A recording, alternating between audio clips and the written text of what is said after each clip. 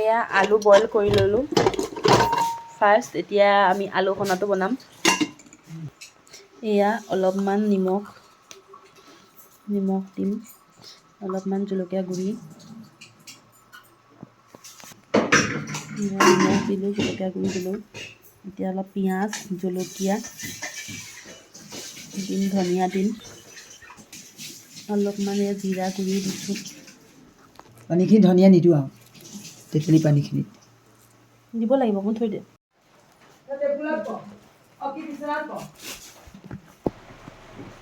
এয়া অলপ জলকীয়া দিয়াৰ পিছত পিঁয়াজ দিয়া হ'ল।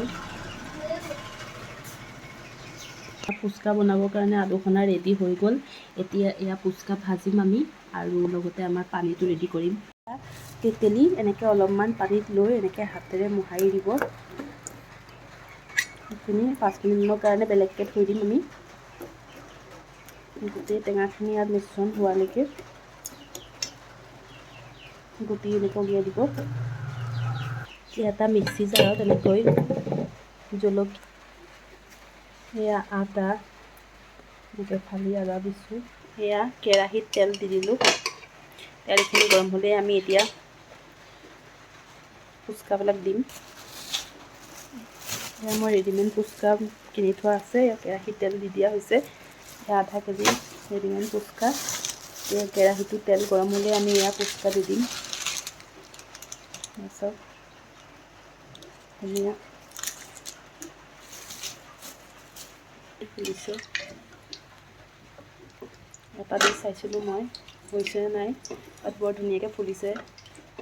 এতিয়া মই ইয়াত কেইবাটাও দি দিম ইয়াত।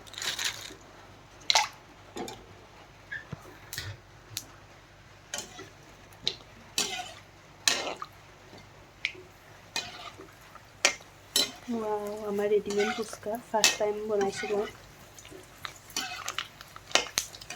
পানী তেনেকৈ তেতেলী পানীখিনি দি দিম আমি। ইয়াত এতিয়া জলকীয়া গুড়ি দিম অলপ, এয়া অলপ জিৰা গুড়ি দিম, এয়া ধনিয়া পাত অলপ ওপৰৰ পৰা ছটিয়াই দিছোঁ। আমাৰ আদা আৰু জলকীয়া পেষ্টখিনিও দি দিম। মই পানী দি পেলাই পিচিছিলোঁ।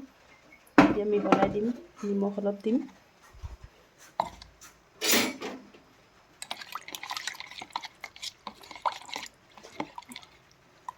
মই পদিনা দিয়া নাই, ধনিয়া গুড়ি পিচি দিছিলোঁ, বাট আপোনালোকে পদিনাও দিব পাৰিব।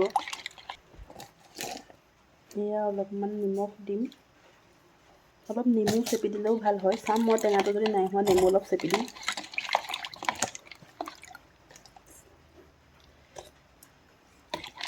অলপ নিমখ লাগিব আৰু। পানী ৰেডি হৈ গ'ল। এয়া পানী, এয়া ফুচকা।